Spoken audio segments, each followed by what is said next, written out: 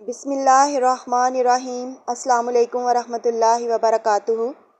آج 10th class میں ہمارا اردو کا لیکچر نمبر 13 ہے اور ہم پڑھیں گے غزل نمبر 2 جو کہ لکھی ہے جگر مراد آبادی نے۔ جگر مراد آبادی کا تعارف ہم پڑھتے ہیں۔ عہد زریں 1890 تا 1958، تقریباً ان کی عمر بن رہی ہے 68 برس۔ اصل نام تھا ان کا علی سکندر، تخلص ہے ان کا جگر۔ تخلص وہ نام جو شاعر لوگ اپنی پوئٹری میں، اپنی شاعری میں استعمال کرتے ہیں۔ جائے پیدائش، پیدا ہوئے تھے وہ بنارس میں۔ والد کا نام علی نظر۔ ان کی خوبی کیا تھی کہ وہ شعر خوانی ترنم سے کرتے تھے، گنگنا کے کرتے تھے۔ مقبول تھے مشاعروں میں، وہ اپنے مشاعروں کی وجہ سے بہت مقبول تھے۔ ان کی وجہ انفرادیت ہے غزل گوئی اور طبع آزمائی، لکھتے تھے وہ نظم اور غزل۔ ان کی تصانیف ہیں آتش گل، داغ جگر، شعلہ طور۔ آگے میں آپ کو غزل کی تشریح کرنے کا پیٹرن بتا دوں کہ کس طرح سے آپ نے تشریح کرنی ہے۔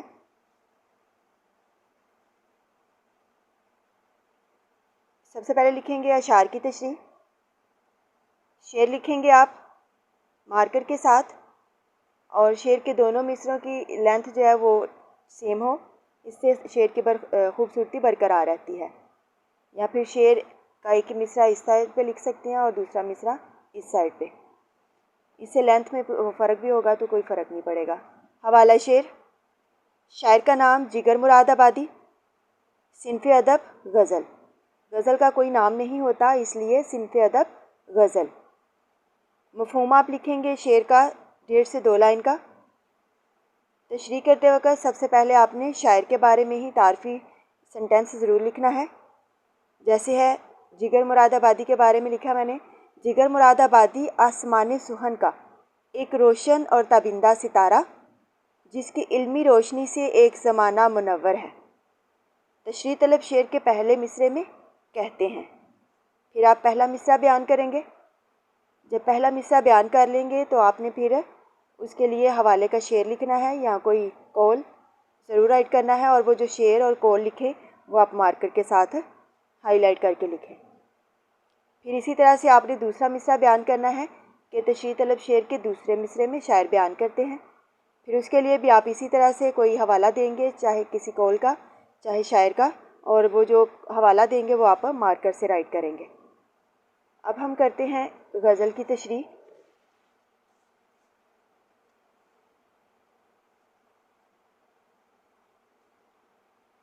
غزل کا پہلا شعر ہے، آدمی آدمی سے ملتا ہے، دل مگر کم کسی سے ملتا ہے۔ آدمی آدمی سے ملتا ہے، دل مگر کم کسی سے ملتا ہے۔ آدمی انسان کو کہتے ہیں۔ ملنا ملاقات کرنا۔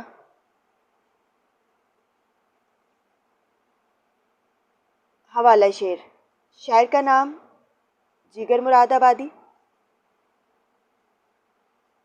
صنف ادب غزل۔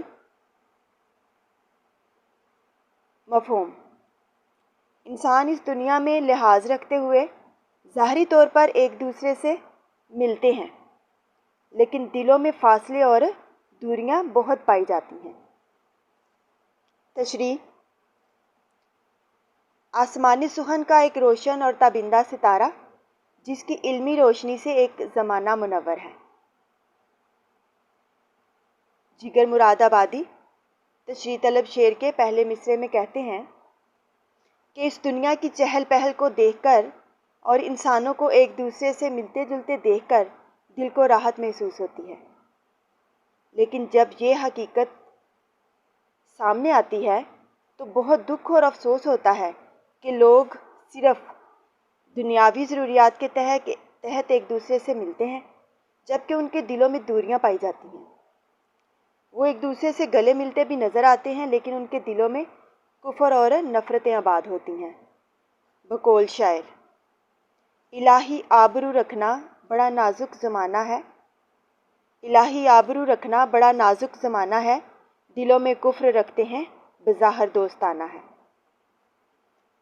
تشریح طلب شعر کے دوسرے مصرعے میں شاعر کہتے ہیں، ظاہری ملاقاتوں اور دلی قربتوں میں زمین و آسمان کا فرق پایا جاتا ہے۔ دل میں محبت پائی جائے تو فرقت بھی قربت میں بدل جاتی ہے، دوری بھی نزدیکی میں بدل جاتی ہے۔ اس لیے شاعر کہتے ہیں کہ ہمارے معاشرے میں دو روحی کا جو مرض پروان چڑھ چکا ہے، یہ انسانیت کے لیے زہر قاتل ثابت ہوگا، کیونکہ جب چہروں پر مسکراہٹیں سجی ہوں اور دل نفرتوں سے بھرا ہو تو ان حالات میں معاشرتی فلاح و بہبود کا ہر خواب ٹوٹ جاتا ہے۔ بقول شاعر، میرا دکھ یہ ہے میں اپنے ساتھیوں جیسا نہیں، میرا دکھ یہ ہے میں اپنے ساتھیوں جیسا نہیں، میں بہادر ہوں مگر ہارے ہوئے لشکر میں ہوں۔ شاعر اصل میں یہ کہہ رہے ہیں کہ دل محبتوں کی اماجگاہ ہوتے ہیں، رہنے کی جگہ ہوتے ہیں۔ اگر دلوں میں محبتوں کو آباد کر لیا جائے تو جسمانی قربتوں کی ضرورت ختم ہو جاتی ہے۔ شاعر اس شعر میں ہمیں سچی محبت کا درس دیتے نظر آتے ہیں۔ بقول شاعر، ایک مقدس کام کرنا چاہتا ہوں، ایک مقدس کام کرنا چاہتا ہوں، میں محبت عام کرنا چاہتا ہوں۔ غزل کا دوسرا شعر ہے، بھول جاتا ہوں میں ستم اس کے، بھول جاتا ہوں میں ستم اس کے، وہ کچھ اس سادگی سے ملتا ہے۔ بھول جاتا ہوں، فراموش کر دیتا ہوں، ستم، ظلم، سادگی، بے تکلفی، ملتا ملاقات کرتا ہوں۔ حوالہ شعر، شاعر کا نام جگر مراد آبادی، صنف ادب غزل، مفہوم: میرا محبوب مجھ سے اس قدر محبت اور اپنائیت سے ملتا ہے کہ میں اس کا ہر ظلم اور دکھ بھول جاتا ہوں جو وہ مجھے دیتا ہے۔ تشریح: آسمان سخن کا ایک روشن اور تابندہ ستارہ جس کی علمی روشنی سے ایک زمانہ منور ہے، جگر مراد آبادی۔ تشریح طلب شعر میں کہتے ہیں کہ محبت بھی کیا چیز ہے کہ عاشق محبوب کی طرف سے دیے گئے ہر دکھ کو بھول جاتا ہے۔ محبوب کی ایک مسکراہٹ نہ جانے کتنے زخموں پر مرہم ثابت ہو جاتی ہے۔ محبوب کی طرف سے ملنے والے مصائب اس کی ایک نظر کرم سے راحتوں میں بدل جاتے ہیں۔ محبوب کی طرف سے ملنے والے دکھ اس کے ذہن پر بوجھ بن کر بیٹھے رہتے ہیں، لیکن جب محبوب سامنے آتا ہے اور اپنی دل ربائیاں دکھاتا ہے، اپنی دل ربا نگاہوں سے نظر کرم ڈالتا ہے، تو عاشق ہر طرح کے دکھ اور تکلیف کو یوں بھول جاتا ہے جیسے اسے کوئی دکھ اور تکلیف ملی ہی نہ ہو۔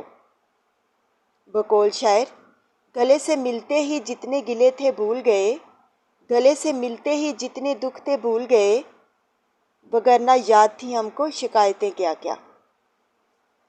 تشریح طلب شعر کے دوسرے مصرعے میں شاعر کہتے ہیں، محبوب کا طرز گفتگو اس قدر میٹھا ہوتا ہے کہ اس کی تمام کڑوی باتیں بھول جاتا ہوں۔ محبوب کی مسکراہٹ دیکھ کر اس کے غصے کی تمام کیفیت چلی جاتی ہیں، ہوا ہو جاتی ہیں۔ محبوب کچھ اس سادگی سے ملتا ہے کہ یہ بات اس کے وہم و گمان میں بھی نہیں ہوتی کہ یہ وہی شخص ہے جو کچھ لمحے پہلے مجھ پر برس رہا تھا، مجھ سے نالاں دکھائی دے رہا تھا، مجھ سے خفا نظر آ رہا تھا۔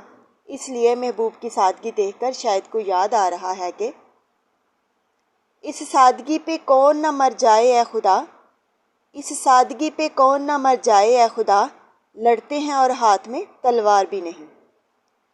اصل میں شاعر محبوب کی محبت میں کھو چکا ہے۔